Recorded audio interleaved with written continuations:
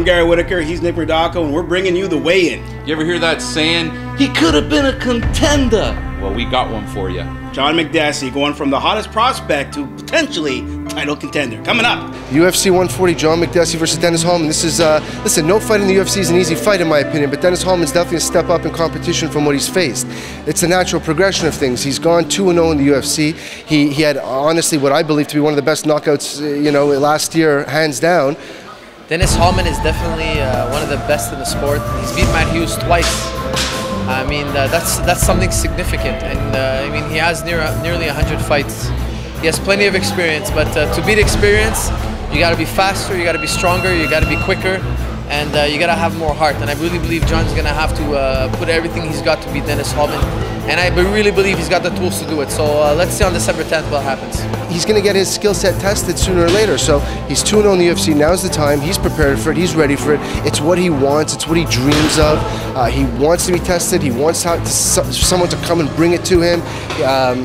He wants to show everybody in the world as well that if they think that his wrestling or jiu-jitsu isn't there, that this is the fight to prove it. So, look, it is a big test for him, and it's a big step up in competition. But it's definitely a fight that John is looking forward to and is extremely excited about, and we're all looking forward to to John getting in there and doing his thing, because we know what John's capable of doing. And as much as Dennis Hallman poses a threat, we believe that John Makdessi poses as big, if not a bigger threat to him standing.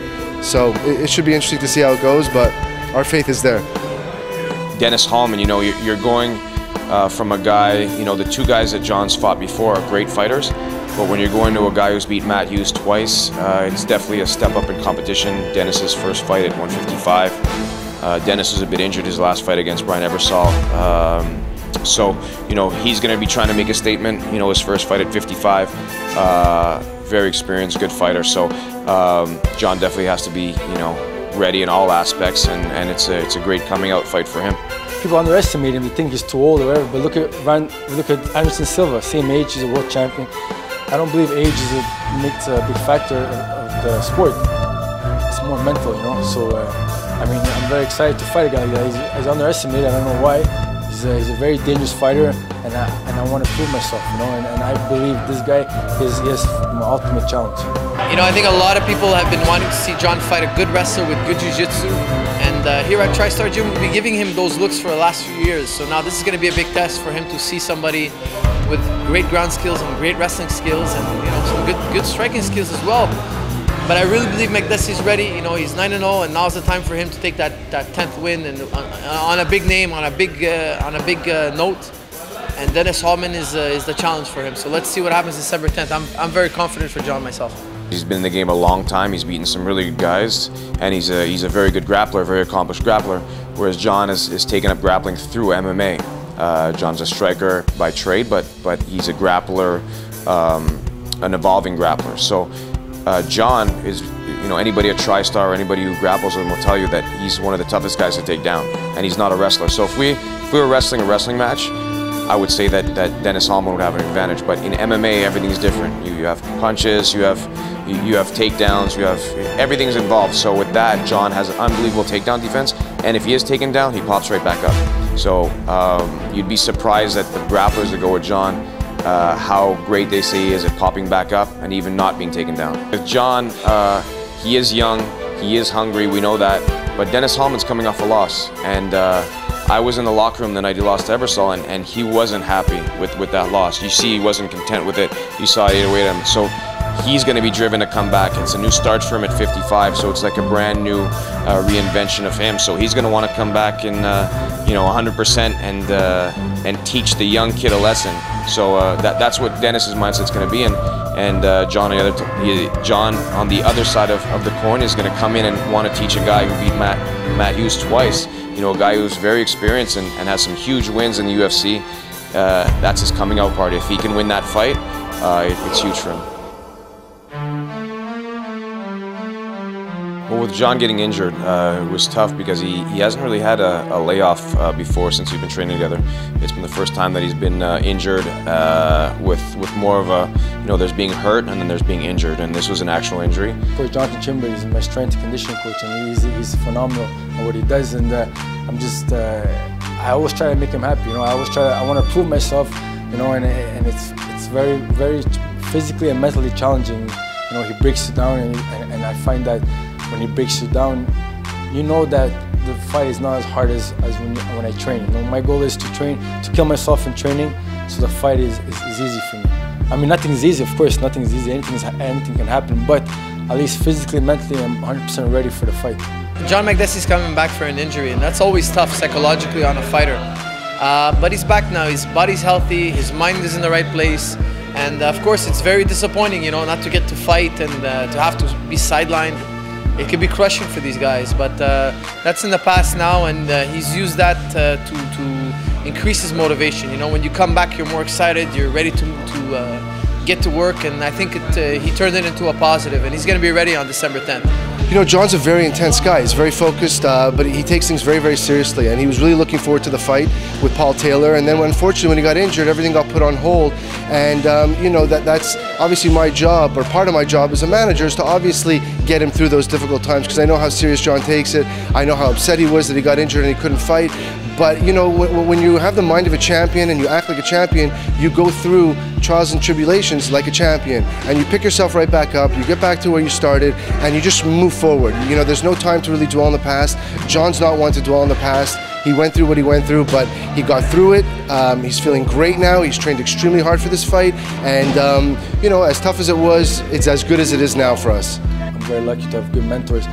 Peter in specific, he brings out the warrior inside of me. You know, that's why I like training with him. People might underestimate him. You know, you look at his physique or whatever, but Peter's been around for a long time. You know, knowledge for me is more important than skill sometimes. You know, maybe he's not, you know, everybody chasing the best coach for different disciplines, but sometimes it's not necessarily how good he is, or how good he is technically or physically, how he looks a coach, but he can bring out the mental warrior in the warrior inside, because he knows what it takes to be a fighter. You know, he brings that out of me, and I have a connection with Peter.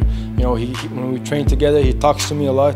It's not only just training; he actually talks to me, and I believe as a fighter I need that, because mentally, fighting is 90% mental. I'm constantly fighting with myself. Before I even enter the cage, I'm always worried about this and that. I have 10,000 things going through my head. You know, so it's important to have somebody that understands fighting and what it takes. Normally in Thailand, when I become Thai fighter, I do that. I play with spirit and respect spirit when I fight. Spirit come to my body, you know, like I believe in that. And we fight like a warrior. We fight for the reputation. We fight for the country. We fight the hometown. We fight for myself, my spirit, my teacher, my coach. And that's why when I came to Canada, I tell people here in Muay Thai, I tell John Makdessi Muay Thai fighting, then I teach him how to be good fight like a warrior. We don't fight. We fight so hard. We fight from heart. We fight with spirit, and I believe my spirit go with him, helping him out, and make him like a fight like a warrior. Now what's coming up for Makdessi? Well, you know, he was on his way to becoming one of the hottest prospects, and now it's time for him to show that he can go from prospect to legit title contender in the near future. John's self-motivated, and he is almost to a fault too motivated, too driven, to a point where he overtrains. You know, that's the one thing with him, is that you have to sort of keep him on a leash, because he'll go crazy otherwise. He'll do too many things. He wants to do everything. You know, he loves fighting, he loves every aspect of training, and he'll almost do too much because he loves it so much. So he can train 6-7 hours a day easy. I feel John, like when John fight, like me fighting with them too, you know, like I'm so proud of them. And the one thing I think, they're going to do this, he do this, you know. He fight from heart. Trying to keep it as simple as possible. Fighting for me is my life. Anybody who knows John Makdessi knows one thing about him, his intensity level. And one thing I can remember about a couple of years ago was at a local fight at Club Soda, if I'm not mistaken, about 2 years ago. He was so intense before the fight, which is normal for a fighter. But the problem was he KO'd his opponent, came back out, we got to talk to him a bit, just as intense after the win as he was before the fight. What you see is what you get. There's no bull. Faraz Zahabi is a different level, of course. That's why he's my head coach. You know, he looks at fighting in a different way. You know, he's a very. When it comes to martial arts, he's very experienced. He's very smart. You know, he has a strategy for everything, and I put my faith in him, knowing knowing in a sense of the way I train, the program that he develops for me is for my needs, you know, for me to become a better fighter, you know. The time in my training camp up to the fight night, you know, the whole point of my Fries, he builds a program, it makes me become a better fighter, you know what I mean? And my techniques and my wrestling, my grappling, and as an overall fighter, I should become more prepared for fight night. Dana White noticed John Makdessi in the undercard fight, and then his second fight, you know, he got one of the best knockouts of the year. He was nominated for knockout of the year from Fighters Only. So what can we expect in the third fight? I'll let you wait and see, you know, but it's going to be something special, I'm sure. Everybody has every fighter has different ways of looking at things, but the way I look at it is, for me, it's life or death. You know, defeat is unacceptable for me, and that's just the way I look at it. So, you know, they say that fighting is always 90% mental, 10% physical. Well, he's got the physical down pat, and when he fights, he's mentally there. So I see no holes in this guy right now at all. I've been broken, I've been, you know, I got back up. I went through so much you know, misery in the sense of I could kill myself in training. I don't think this guy, if anything, it was gonna work against him. If he tries to push my buttons, he's just gonna bring out the bull more inside of me, and he's gonna really regret that, you know. So I hope for his own benefit, you know, I hope for his sake he stays disciplined, because it's only gonna make me more angry. And I don't think, for me to get angry, that's what I want to get, because when I get angry, it's a different level of John Makdessi. I've been extremely close to him in his career, not just from a management perspective, but also personally.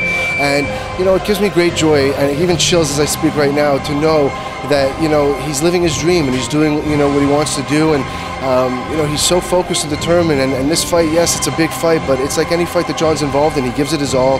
He trains like an absolute warrior, day in, day out. Mentally, he's there. Physically, he's there. I believe everybody has a talent, and one of my favorite movies is Bronx Tale. You know, Robert De Niro, when he told his son, the saddest thing in life is a waste of talent. And everybody, I believe, has a talent. You know, you just have to find it. And I was very fortunate to. I found love of martial arts in a very young age, and I just went with it. To be honest with you, I never knew I would come to this far. You know, I never knew I would reach UFC level. I love fighting. I love to train martial arts. You know, and you know, I'm running. I feel very lucky that I'm able to be in this level, and I find that it gives me more pressure and stress to become even a better fighter and try to be as entertaining as possible. You know, I try to do things that outside of the box. You know, I try to do something that everybody one day can remember me as one of the exciting fighters in the world. At the end of the day, skills, how technical you are in the gym, or how much this and that, at the end of the day, it's one-on-one, and it's only the strong survives.